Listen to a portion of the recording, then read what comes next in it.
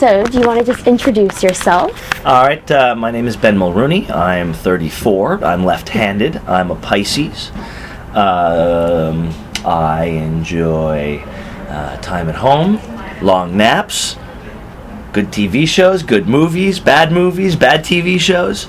I work alongside Tanya Kim, my wonderful, the wonderful other host of eTalk, and I'm married to Jessica, and I'm the father of Brian and John. How was your experience at TIFF this year? My experience at TIFF this year was excellent. I think eTalk acts as a very well-oiled machine during TIFF because unlike big shows from the United States, a show like eTalk covers TIFF from start to finish and all of the news over the course of the year as well. It's really a highlight on the Canadian entertainment schedule, and so we give it, I think, the attention it deserves, whereas shows from the United States, they'll come up to cover a few movies and then they'll go. All of our resources during TIFF are really focused on TIFF, and so we're working 24/7. This machine doesn't stop during TIFF. There are people working here over the at night, and it's really all hands on deck. TK and I will put away our personal lives for the most part so that we can be at the ready for whatever eTalk needs. And I think when we look back at our coverage, we were exceptionally pleased. I thought the show looked really good. I think the show looked as good as it could possibly look. I think it was the best version of our show we've ever done.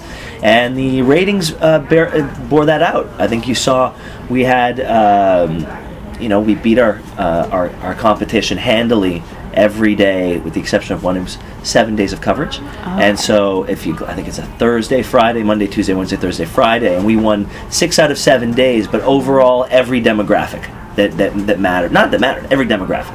So we were really pleased. We were really pleased. So what was your highlight? My highlight was sitting here with the cast of Conviction.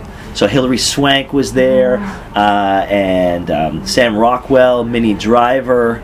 To have all of them together here for a long-form interview, it's something that is the exception in entertainment television. In entertainment TV, it's short interviews, 2 minutes, 3 minutes, 6 minutes. But to have them all for almost an hour and sit and talk with them and pick their brains about one specific thing, a great movie like Conviction with great performances based on a really great story, it's satisfying for an interviewer.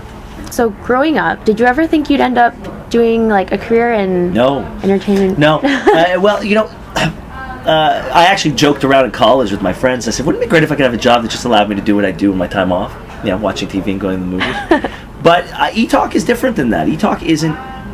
I always take it as a compliment when people sort of reduce our show to comparing it to Entertainment Tonight. It's not the same in that it doesn't have the same mission. Entertainment Tonight is a show for the masses in the United States that goes all over the world, and it's a news magazine about the goings-on of the day in, for the information that matters to people in the United States, and we consume it here as well. But eTalk, although it looks like that, isn't that at all. We have a mandate by the government to provide 2/3 Canadian content, and the fact is we do that very well. What we do is we take Canadian accomplishment in the world of entertainment, and we elevate it to the level of the counterparts in the United States and in the UK and around the world, so that like when Sarah Slean's new album comes out, we'll put that in the same place that you would read or that you would see about Beyonce's new album, And it's important to do that for Canadians because we want viewers to equate the two. It's the same amount of work. It's the same creative process. So we put them in the same sentence together, and in doing so, I think we sort of help shape the way Canadians view their artists. And so when people who want to take a knock on our show say, it's entertainment TV, it's great that you see it that way, because that means we're doing our jobs. That means it's slick and it's polished and it looks like that stuff, and you're buying it. You're buying Sarah Slean as a star, and you're buying Joel Plaskett as a star, which they are. But it takes a while to get people to see that. It's not just a Canadian musician, but a star. And I think we do our job very well when we manage to convince even the bashers out there that our show is just a simple entertainment show, when I think it's so much more. So how did you get involved with eTalk? Well, the genesis of eTalk was actually different than the way I just described it, because it was originally it was going to be developed as eTalk. CTV needed an entertainment presence. Every network needs one, so that they can maintain relationships with Hollywood. And traditionally in Canada, it was a weekly, once a week, probably on the weekend. It was just something so that we could get invited to junkets, and keep Warner Brothers happy, and Sony, and so on. And if there was ever anything that they want to promote, we had somewhere to put it.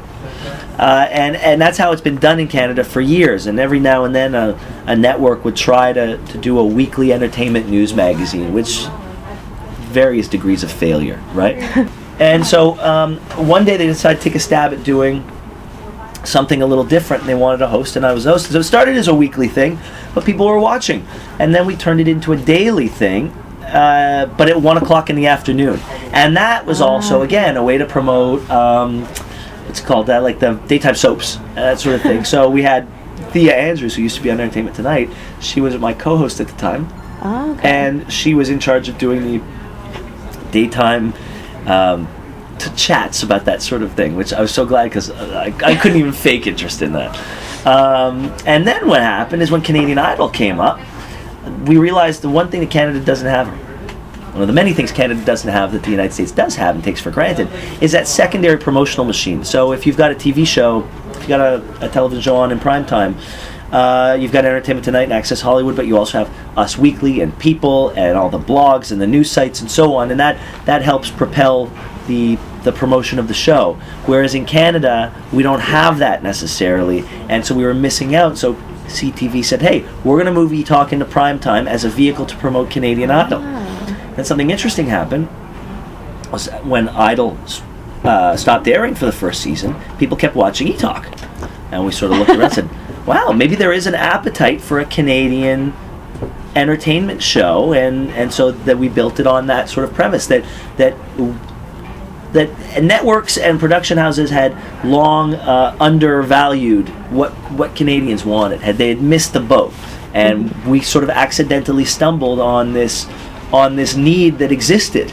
The people wanted it, and if they didn't want it, they wouldn't be watching us. And then Global wouldn't have gone out and bought a big brand like Entertainment Tonight to do a Canadian version of it. So I think we all learned a lot about Canadian television, but also Canadian viewers in sort of the experiment that is eTalk.